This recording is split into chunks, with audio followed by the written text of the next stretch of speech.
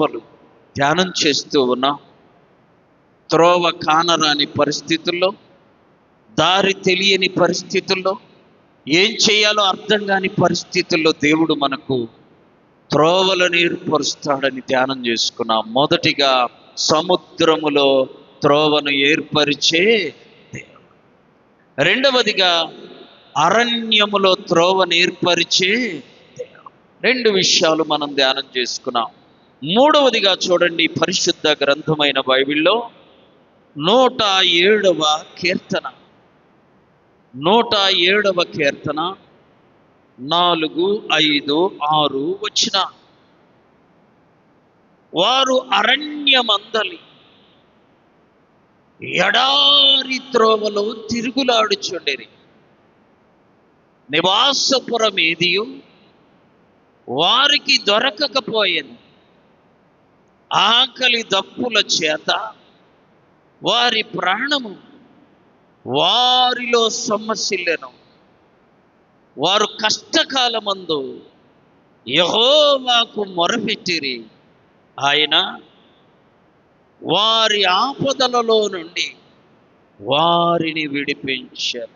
ఎడారిలో త్రోవను కలుగ చేసే ఎడారంటే మీకు అర్థమై ఉంటుంది అనుకుంటాను. చాలామందికి తెలియదు, ఎందుకంటే మనకి ఎడారి లేవు. ఎడారి అంటే ఇసుక ప్రాంతం, ఇల్లులు ఉండవు, ఎక్కడ జన సంచారము ఉండదు, చెట్లు ఉండవు, అంతా ఎటు చూసిన ఇసుక ఉండిద్ది. ఇసుక, దానిని ఎడారి అంటారు. ఎంత దూరం అన్న వెళ్ళు, మనుషులు ఎవరు కనబడరు. నేను దుబాయ్ వెళ్ళినప్పుడు సరిగ్గా మంగళవారము అందరూ ఎడారి చూడటానికని బయలుదేరితే నాకు మంగళవారం నేను ఉపవాసం అండి రానని చెప్పాను. ఎంత అవకాశం మళ్ళా వచ్చిద్దా అని వాళ్ళు చాలా బ్రతిలాడితే కూడా నేను వెళ్ళాల. ప్రార్థన చేసుకుంటే చక్కగా నేను నాకు ఇచ్చిన గదిలో నేనుంటే వాళ్ళు మధ్యాహ్నం దాకా తిరిగి ఆ కార్లు పని చేయక మధ్యాహ్నం వచ్చేసా. నీకు 4ంటికి నాకు ప్రార్థన అయిన తర్వాత నేను మరల వాళ్ళతో కలిసి వెళ్ళాను. సాయంకాలం వరకు చూస్తే ఎడారి ఎంత దూరం అన్నా వెళ్ళు, ఎంత దూరం అన్నా వెళ్ళు, ఇల్లు లేవు, మనుషులు లేరు, అక్కడ చెట్లు కానీ ఏమీ, ఎడారి. ఆ ఇసుకలో వెళుతూ వెళుతూ వెళుతూ ఉంటే ఏం కనపడదు.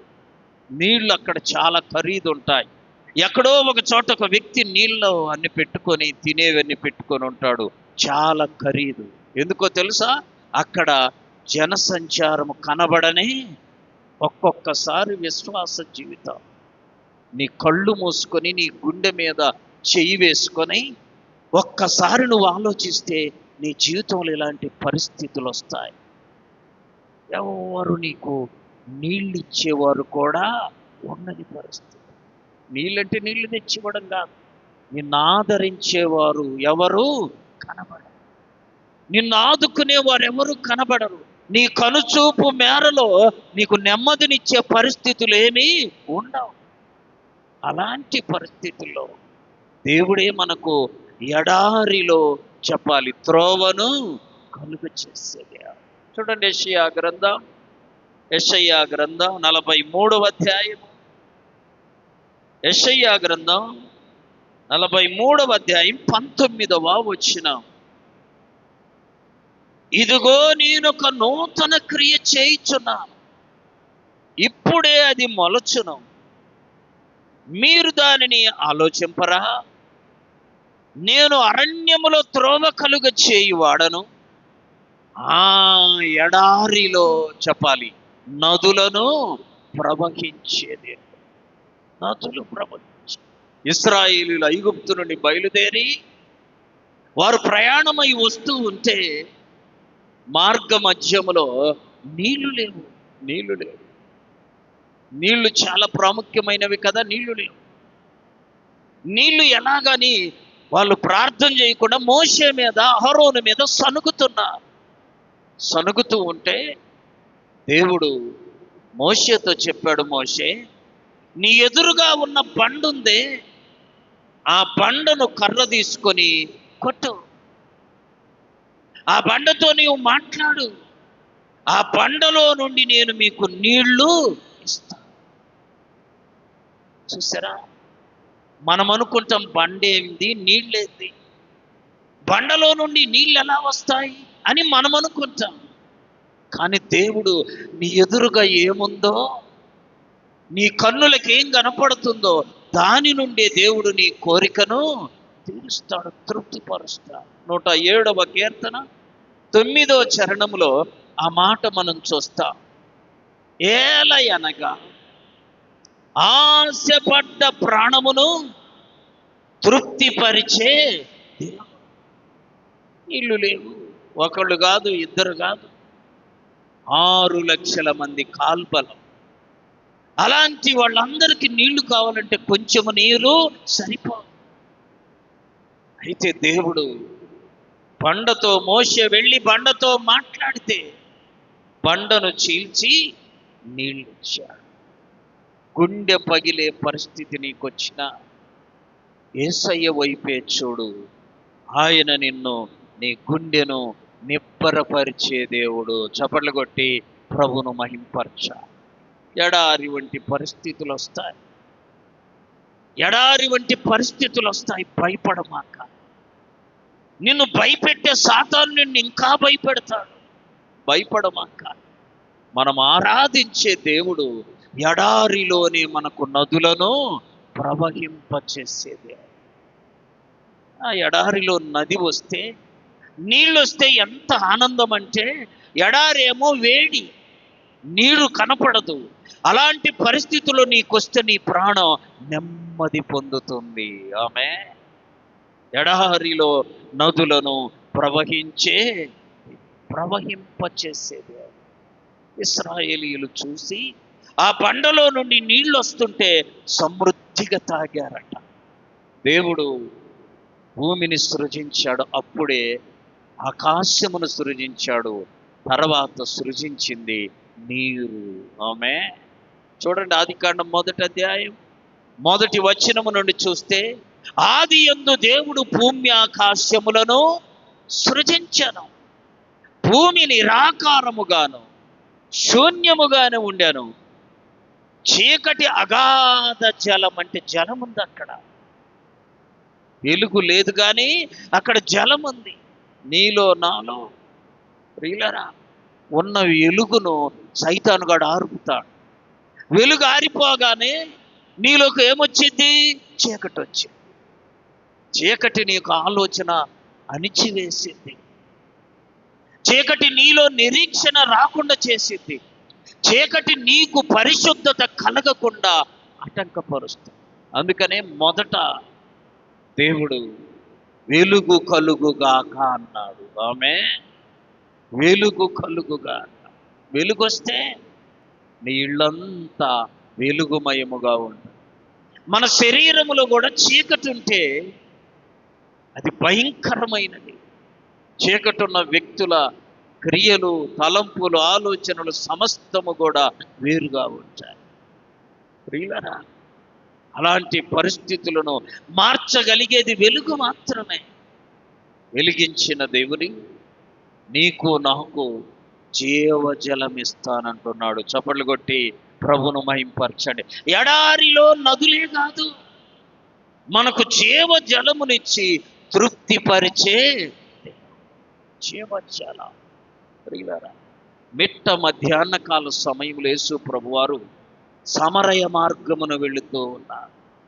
సమరయ మార్గమును వెళుతూ ఉంటే మధ్యాహ్నం ఒక స్త్రీ నీళ్లు చేదుకోవడానికి వచ్చి, ఇప్పటికి సమరయ గ్రామములో సమరయ స్త్రీ చేదుకున్న బావి ఉన్నదంట ఇశ్రాయేలు దేశం. చూసారా, ఆమె నీళ్లు చేదుకోవడానికి వచ్చి యేసు ప్రభు ఆమెతో మాట్లాడుతున్నాడు. అమ్మా, ఈ నీళ్లు త్రాగు ప్రతివాడు మరలా తప్పికొంటాడు. అయితే నేనిస్తానే, ఆ నీళ్లు త్రాగితే మరల ఎన్నడూ తప్పికొన. ఆమెకి ఎంత ఆశ కలిగిందో. అయ్యా, నేను ఇంత దూరము రాకుండా, నీళ్లు చేదుకోకుండా ఆ నీళ్ళు ఏదో నాకు ఇయ్యమంటే ప్రభు అన్నాడు, మొదటగా వెళ్ళి నీ భర్తను తీసుకురా. ప్రభు ఆమెతో ఒక 2 నిమిషాలు మాట్లాడితే ఆమె జీవితం చెప్పాలి మారిపోయి. ఆమె ప్రభు మాట్లాడితే చెప్పాలి ఆమె జీవితము మారిపోయి. అలాంటి మాటలు ప్రభువి. ఆమె ఆమె ప్రభు మాట్లాడితే నీతో నీ జీవితం మారిపోదు. ఎందుకు అడగవు నువ్వు? ప్రభువా, ఈ రాత్రి నాతో నువ్వు మాట్లాడయ్యా. నువ్వు మాట్లాడితే సమరయ స్త్రీ ఏమైంది? మారిపోయింది. నేను కూడా తల్లడిల్లే పరిస్థితులను జయించగలుగుతాను. నీవు నాతో మాట్లాడయ్యా అని నువ్వు ప్రభువుని అడిగితే ఆయన మాట్లాడే దేవుడు. ఆమె మన దేవుడు, మనం ఆరాధించే దేవుడు మాట్లాడే. కాబట్టి నువ్వు ప్రభువుని అడుగు, ఆయన నీతో మాట్లాడతాడు. ఒక స్త్రీ ఒకసారి సాక్ష్యం చెబుతూ, సమరయ స్త్రీ వాక్యం విన్నదంట, ఇంటికి వెళ్ళింది, పడుకుంది. మధ్యరాత్రిలో లేచి ప్రభువుని అడుగుతుందంట, అయ్యా సమరయ స్త్రీతో మాట్లాడా, నేను సమరయ స్త్రీ అంత పాపాత్మురాలును కాదు. చెప్పొచ్చు ధైర్యం కదా. ఆమెకు 5 పెనిమిట్లు ఉన్నారు కదా. ఆమె ప్రార్థన చేసిందంట, ప్రభువా నేను సమరయ స్త్రీ అంత భయంకరమైన దానిని కాదు, కానీ నువ్వు మాట్లాడితే వినాలని, ఆమె నువ్వు కనబడితే చూడాలని ఉంది. ఈ ఆలోచన మీకు రావాలి.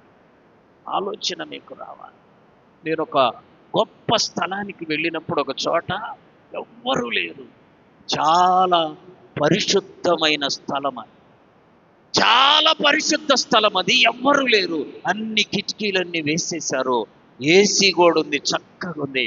అప్పుడు అడిగా ప్రభు, నేను ప్రభువా ఈ సమయంలో నీవు నాతోటి మాట్లాడయ్యా అని ప్రభువుని అడుగుతానా, కళ్ళు మూసుకొని ప్రభు వైపు చూస్తున్నట్టుంటే ప్రభు నా కుడి పక్షాన వచ్చి నిలుచున్నాడు. చప్పట్లు కొట్టి ప్రభువును మహిమపరచాను. ఆ రోజు నేను ప్రభువును ప్రత్యక్షంగా చూసి ప్రభు మాటను ప్రత్యక్షంగా విన్నా. ఆయన కుడి హస్తము తీసి నా మీద పెట్టి నన్ను బలపరిచాడు. నువ్వెందుకు అడగావు?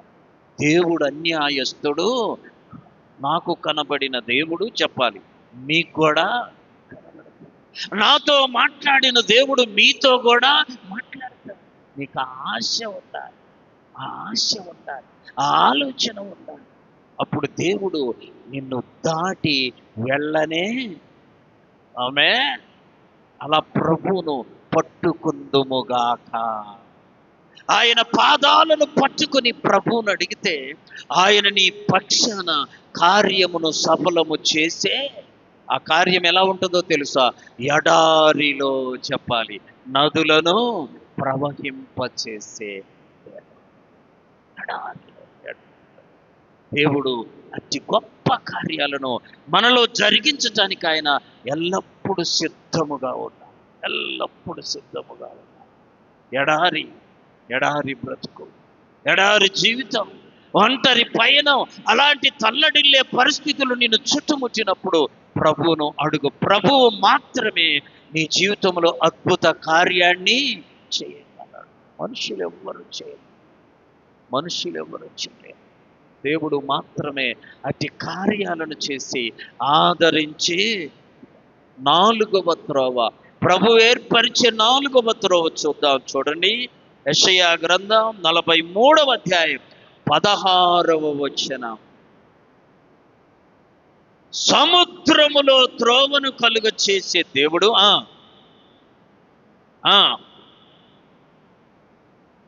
ఒడిగల జలములలో మార్గమును కలుగ చేస్తుంది. అంటే నదులలో సముద్రము వేరు చెప్పాలి, నదులు అన్ని ఒకటి అనుకుండే. సముద్రము వేరు చెప్పాలి, నదిలో త్రోవను కలుగ చేస్తాడట. ఈ నది చాలా లోతుంటుంది, భయపెడుతుంది, కానీ ప్రభు మనతో ఉంటే ఆ నదిలోని నడిపించగలడు. ఆమె మాసిలా మనయ్య గారు రాశారు, నడిపించు నానావా నడి సాంద్రమున దేవా నవ జీవన మార్గమున నా జన్మ తరింప నడిపించు నానవా.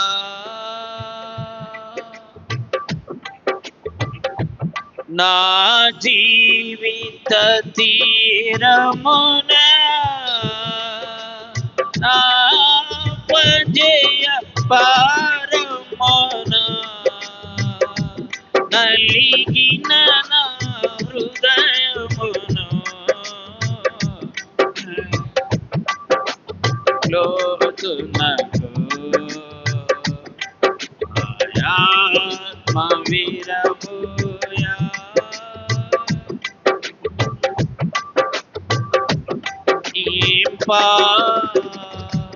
నానవలో కాలిడుము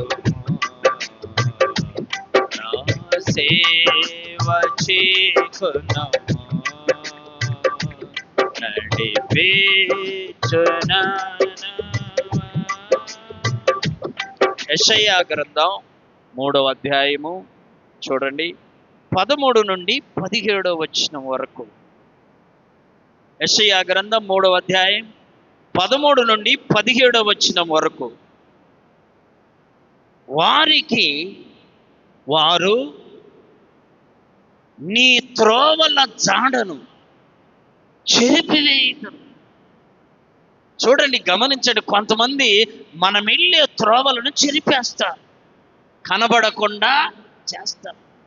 అయితే దేవుడు ఆ త్రోవలోని నిన్ను నడిపించునుగాక. ఆమేన్. చూడండి, మనుషులు చేసే క్రియలు కొన్నిసార్లు ఎలా ఉంటాయంటే నిన్ను మార్గములో నుండి తప్పిస్తారు. నువ్వు చక్కగా వెళుతుంటే ఓర్చుకోలే. ఎలాగ వీడిని మార్గము తప్పించాలా అని ప్రయత్నము సైతాను వాని ద్వారా లాంటి పనులు చేస్తాడు. అయితే మనము ఆరాధించే మన ఆరాధ్య దైవమైన యేసయ్య మనము ఏ త్రోవలో నడవాలో దానిలోనే నడిపిస్తాడు. చదవండి, యెషయా గ్రంథం 48:17.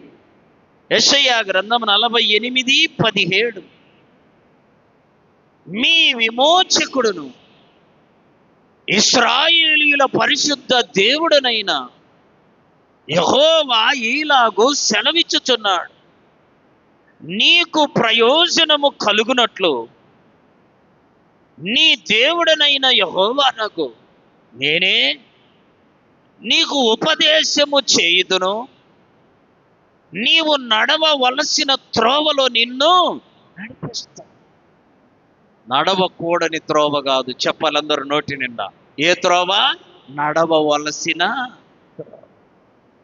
మొన్న కామంటుంది, ఏంది ఇంతలావు మాట అన్నవే నన్ను నీ దారిలో వచ్చినందుకు. నాకు అప్పుడు తెలియదు మాటలు కూడా ఇంతలావు ఉంటాయా. అమ్మ, మీరందరూ ఇంత మాటలానండి, ఇంతలావు అనమాక. ఏంది తేడానంటే ఆమె ఇంటి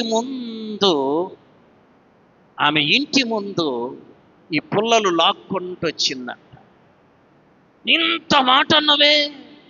ప్రియులరా, మనుషులు అట్లుంటారు. ఫోన్లే పాపం అని అనుకునే స్వభావం మానవునిలోనికి రానివ్వనే.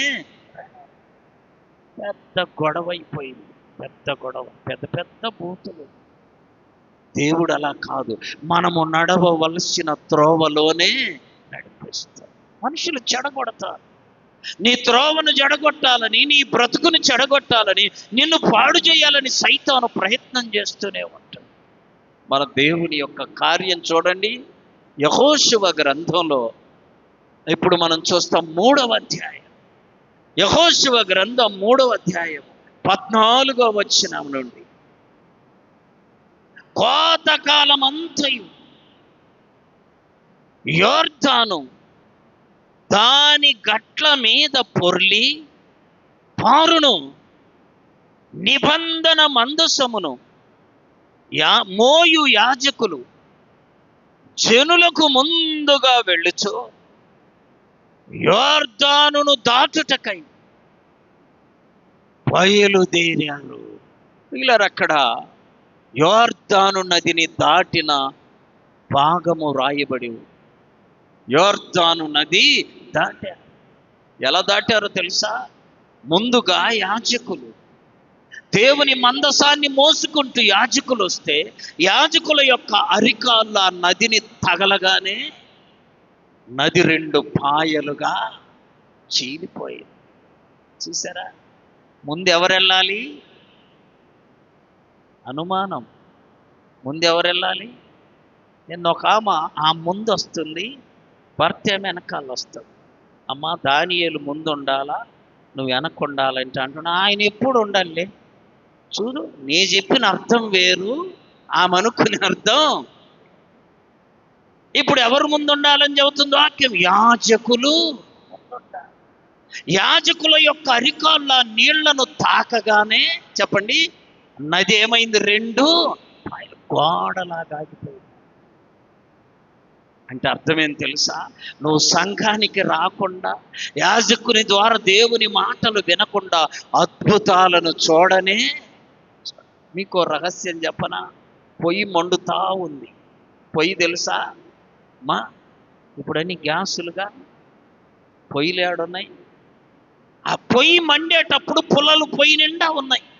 ఒక్క పుల్లను నువ్వు పక్కకు తీసావంటే ఆ పుల్ల కొంతసేపుకి ఏమైంది? అంత బాగా చెప్పావు. సంఘములో నుండి ఒక్క క్షణము నువ్వు బయటికి వెళ్ళావా, నీ బ్రతుకు బుగ్గిపాలే. అదేమైపోద్ది? ఆరిపోయి నల్లగా బొగ్గైపోద్ది. అర్థమైందా? సంఘం వదిలిపెట్టావా చెప్పాలి నోటి నిండా, నువ్వు ఆరిపోతే నీ పరిస్థితి బొగ్గైపోతావు, నల్లగా. పనికి చాలా మందికి తెలియక మేము ఇంట్లో చేసుకుంటున్నాం. ఏంది ఇంట్లో చేసుకునేది? ఏంది? నువ్వు అద్భుతాన్ని చూడలేవు. యాజకుడు లేకుండా, మందసము లేకుండా, యాజకుని పాదాలు తగలకుండా నది 2గా పాయలు కానే కాలా. సంఘముకొచ్చి దేవుని మాటలు విని మండుచున్న నీవు ఆ కట్టెల్లో, ఆ గుంపు పొయ్యిలో ఇంకా బాగా మండుదువుగాక. చప్పట్లు కొట్టి ప్రభును మహింపరచు. ఈ రహస్యము చాలా మందికి తెలియదు. ప్రార్థనకు రారు, సంఘంతో కలవరు, సంఘములో మండరు. నువ్వు బాగా మండాలంటే ఒంటిగాడిగా మండడం సాధ్యము. ఒకవేళ ఎంత ప్రయత్నం చేసినా, మండించినా ఆ వెలుగుగా ఉండనే. ఎంత చక్కగా అర్థం చేసుకోవాలి. అన్ని పుల్లల్లో ఒక పుల్ల పెడితే ఖచ్చితంగా ఏమైంది? కాలిపోద్ది, మండిద్ది. ఆ మంట ఉపయోగపడద్ది. అన్ని పుల్లల్లో ఉన్న ఒక కర్రను నువ్వు బయటికి తీస్తే, ఒక పుల్లను, అది ఆరిపోద్ది. నీ బ్రతుకు అలా అయిపోద్ది. జాగ్రత్త. సంఘం అంటే అమ్మా చిన్న విషయము కాదు. సంఘము శక్తివంతమైన ప్రార్థనకు సాదృశ్యము. ఆమె ఆ సంఘములో నువ్వు ఉంటేనే మండుతావు. ఆ సంఘములో నువ్వు ఉంటేనే నీ హృదయము మంట పడుతుంది. ఆ మంటలో ఈగలు, దోమలు ఇంకేమొచ్చినా ఏమవుతాయి? కాలిపోతాయి. కాబట్టి నది దాటాలంటే ప్రజల వల్ల కాల, యాజకులు మాత్రమే ముందుండాలి. ఆమె యాజకులు ముందుండి మందసం మోయిచు వారి అరికాళ్ళు తగలగానే నది 2 పాయలుగా చీలిపోయి. మందిరానికి రాకుండా నీకు మంట కలగదు. మందిరానికి రాకుండా నువ్వు ఆరిపోకుండా మండలేవు. చప్పట్లు కొట్టి ప్రభును మహింపరచాలి. మందిరమే నీకు మంట పుట్టిస్తుంది. మందిరమే నిన్ను వెలిగిస్తుంది. మందిరమే నిన్ను ఆరిపోకుండా చేస్తుంది. ప్రతి నదిలో త్రోవను కలుగు చేసే దేవుడు సంఘమును సిద్ధపరిచాడు. ఒకవేళ పూర్వకాలం అసలు పాత నిబంధన కాలంలో చూస్తే కొన్ని మైళ్ళ దూరం నడిచిపోయి మందిరములో పాలు పొందారు. ఇప్పుడు అలాంటి పరిస్థితి, ఇంటి పక్కనే మందిరం కానీ రారు కదా. దూరంగా ఉన్నోళ్ళైనా వస్తారు కానీ కొంతమంది ఇంటికి సమీపముగా మందిరం ఉన్న మందిరములోని కదా. వారి దరిద్రత అంతా ఎంత కాదు, గుర్తుపెట్టుకోవాలి. యాజకుని ద్వారా, ప్రవక్తల ద్వారా దేవుడు అనేక విషయాలు బయలుపరుస్తాడు. అది ఎప్పుడు మనం మర్చిపోకూడదు. ఆ విషయాలు మన హృదయంలో దాచుకున్నప్పుడు మన హృదయం మండుతుంది. ఆమె ఒకరోజు యేసు ప్రభువారు పునరుద్ధానుడై లేచి వెళుతూ ఉంటే ఇద్దరు శిష్యులు ఒక గ్రామానికి వెళుతున్నారు, ఎమ్మాయిస్ అనే గ్రామానికి. వాళ్ళిద్దరూ మాట్లాడుకుంటున్నారు. ఏమనో తెలుసా? ప్రభు తెల్లవారుజామున లేచాడు. మనలో చాలా మంది వెళ్ళి చూస్తే లేడు రా సమాధిలో. మనం వెళ్ళి చూస్తే లేడు. ప్రభు లేచాడు, చెప్పినట్టుగానే లేచాడని అనుకుంటూ మాట్లాడుకుంటూ వెళుతుంటే ప్రభు వాళ్ళ దగ్గరికి వచ్చాడు. చపట్లు కొట్టి ప్రభును మహిమపరచాడు. నువ్వు ఇంకొకరు ఎప్పుడన్నా కలిస్తే మీరు మాట్లాడాల్సింది ప్రభువును గురించి. ఆమె ప్రభువును గురించి నువ్వు మాట్లాడితే ప్రభు వచ్చి నీతో కలిసి నడుచునుగాక. నడుస్తా ఉన్నాడు. వీళ్ళు అడుగుతా ఉన్నారు, ఆయన జవాబు చెబుతా ఉన్నాడు. ఇంతలోపు వారు వెళ్ళాల్సిన ఇల్లు వచ్చింది. ఆ ఇంట్లోకి వెళ్ళా. ఆహారము తినటానికి పల్లా మీద రొట్టెన ఎన్ని సిద్ధపరిస్తే వెంటనే ప్రభు మనలాగా ఎమ్మటి తిండగా ఏం చేస్తాడు? ఆయన ప్రార్థన చేస్తానయ్యా అని వీళ్ళు కళ్ళు మూసుకున్నారు. ప్రార్థన చేశాడు. రొట్టె విరిచి ఆయన అదృశ్యుడైపోయాడు, కనపడకుండా. అప్పుడు వాళ్ళు అంటున్నారు, అక్కడ ఒక మాట ఉంది, ఏమనం తెలుసా? ఆయన మనతో మాట్లాడినప్పుడు మన హృదయము మండలేదా? ఏమైంది? దేవుని వాక్యం నువ్వు చర్చించుకో. ఇంకొకరు నీతో కలిసినప్పుడు నువ్వు దేవుని వాక్యాన్ని చర్చించు. నీ హృదయం ఏమవుద్ది? మండిద్ది. గుర్తుపెట్టుకో, మండి. మరి మనం ఏం చేస్తాం? ఇద్దరు గూడే దాల్చాం. ఆ దరిదాపుల్లో లేని మూడామె గురించి, మూడాయన గురించే మాట్లాడతాం. అప్పుడు సైతాను గాడు వచ్చి చేరేటప్పుడు మొత్తం ఎంతమంది? 4. ఎప్పుడైనా ఇద్దరు కలిసినప్పుడు ప్రార్థన చేసుకుందాం మనం. దేవుడు సంతోషిస్తాడు. ఆయన సన్నిధి నీ యొద్దకు వస్తుంది. ఆమె ఎప్పుడైనా నువ్వు ఇంకొక వ్యక్తితో కలిసినప్పుడు వాక్యం చదువుకుందామని నువ్వు అన్నావు అనుకో, ప్రభు సన్నిధి నీతో ఉంటుంది. అలాగా అద్భుతాలను చూడగలవు. సహవాసం, సంఘ సహవాసం నిన్ను ఆత్మీయంగా బలపరుస్తుంది. అద్భుతాలను చూసే కృపను నీకిస్తుంది. దేవుని యొక్క వాక్యములో ఆ రీతిగా రాయబడింది. యాజకులు వచ్చి యాజకుని పాదాలు తగిలినప్పుడే యొర్దాను నది 2గా చీలిపోయింది. ప్రజలు కాదు సుమా, ప్రజలు కాదు సుమా. ఆ యాజకులు ఉండాలి. యాజకుల దగ్గర కూడా ఏముండాలో తెలుసా? మందసం ఉండాలి. మందసము లేని యాజకులు వస్తే అద్భుతం జరిగేది. నేను చాలా మార్లు చెప్పా, మళ్ళా చెప్తున్నా. వైద్యుడి దగ్గర ఏముండాలి? వైద్యం ఉండాలి. అర్థమైందా? డాక్టర్ దగ్గర ఏముండాలి? వైద్యం ఉండాలి. వైద్యం లేకపోతే వాడు డాక్టర్గా సక్సెస్. న్యాయవాది దగ్గర న్యాయం ఉండాలి. అట్లాగే ఉపాధ్యాయుని దగ్గర విద్య ఉండాలి. దేవుని పిల్లల దగ్గర చెప్పాలి, దేవుడు ఉండాలి.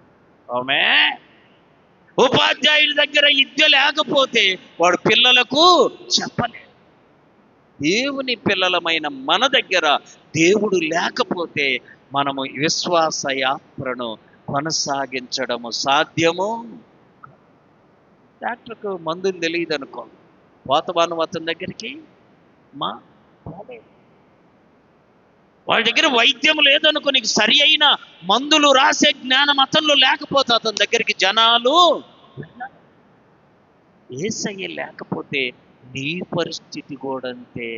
ఆమె యేసయ్య పిల్లల దగ్గర ఎవరుండాలి? యేసయ్య ఉండాలి. అప్పుడు చూసుకో, నువ్వే కార్యము తలపెట్టినా దేవుని యొక్క అద్భుతాన్ని నువ్వు చూస్తావు. చూడండి, ఐదవ త్రోవ దేవుని యొక్క పరిశుద్ధ గ్రంథములో చూడండి, యెషయా గ్రంథం 49వ అధ్యాయం 11వ వచనం. నా పర్వతములన్నిటినీ త్రోవగా చేసేదనంటే పర్వతాలలో త్రోవను కలుగ చేసే. అబ్బా, పర్వతం అంటే చెప్పాలి ఉన్నతమైన స్థలం. పర్వతం అంటే పెద్ద ఎత్తైన స్థలం. అక్కడ కూడా దేవుడు త్రోవను కలుగ చేసే. ఒక 80 ఏళ్ల ముసలామా వాళ్ళ పిల్లలు ఆస్ట్రేలియాలో ఉంటే వాళ్ళ దగ్గరికి వెళ్తా ఉందంట. ఈ విమానం చాలా ఎత్తుకి వెళ్ళిపోయింది, చాలా ఎత్తులో వెళ్ళిపోయింది, పోతూ ఉంది. ఇంతలో ఇంజన్ ఫెయిల్ అయితే అందరూ కేకలేస్తా ఉన్నారు. డ్రైవర్ చెప్పేశాడు విమానం కూలిపోతుంది, ఇంజన్ ఫెయిల్ అయిందని కేకలేస్తాడు. అందరు ఏడుస్తారు. ఈ ముసలాం కూర్చొని అలాగే నవ్వుతావు. ఏం చేస్తుంది? నువ్వు నవ్వుతావా? ఎవరమైనా నవ్వుతామా? ఇంకా పడిపోతుంది కూలిపోతుంది అంటే నవ్వు రాదు కదా. ఏమి నవ్వుతావు?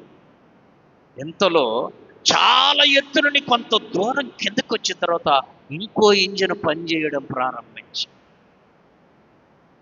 అందరు ఏమికి వెళ్ళి చూస్తా ఉన్నారు.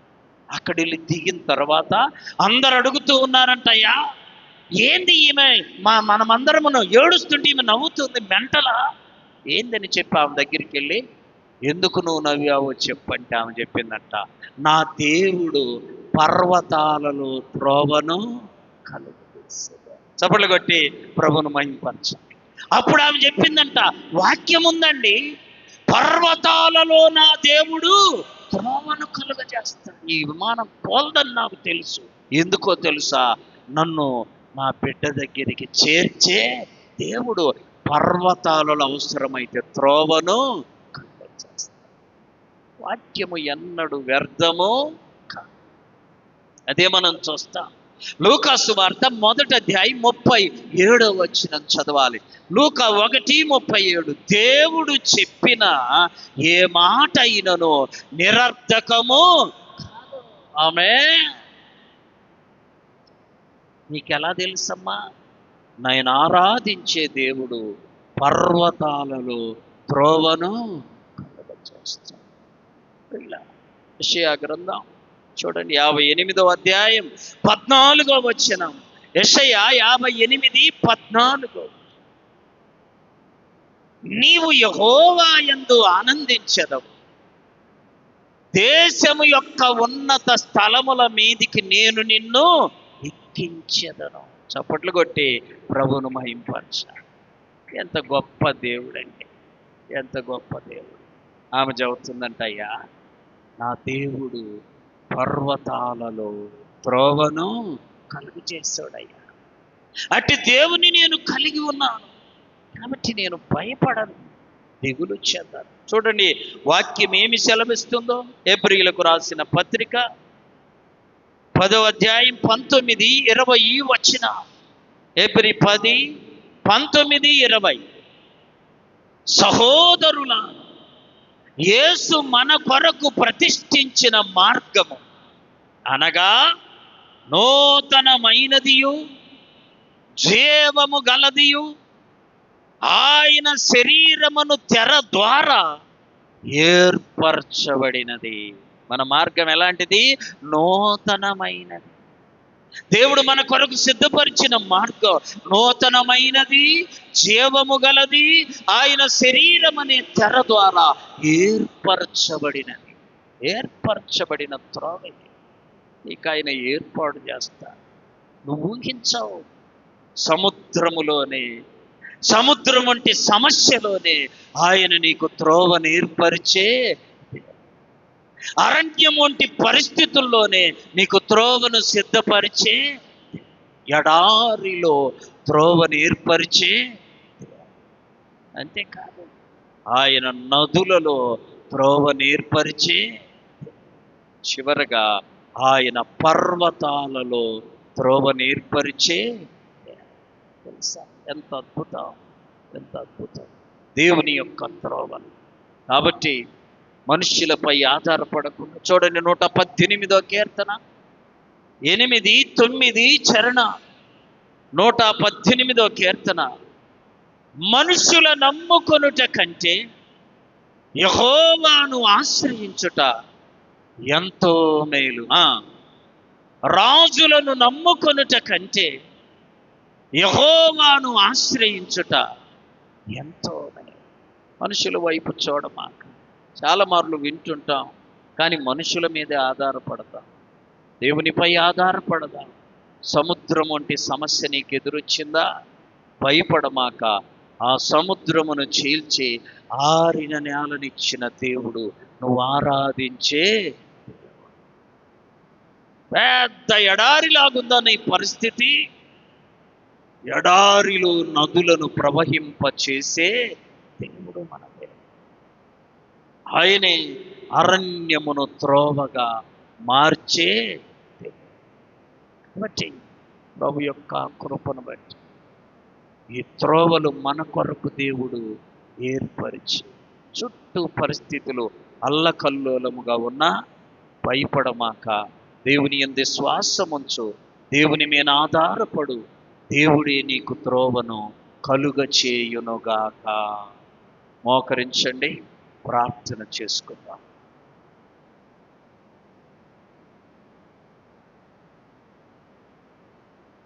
ఇంతవరకు దేవుని మాట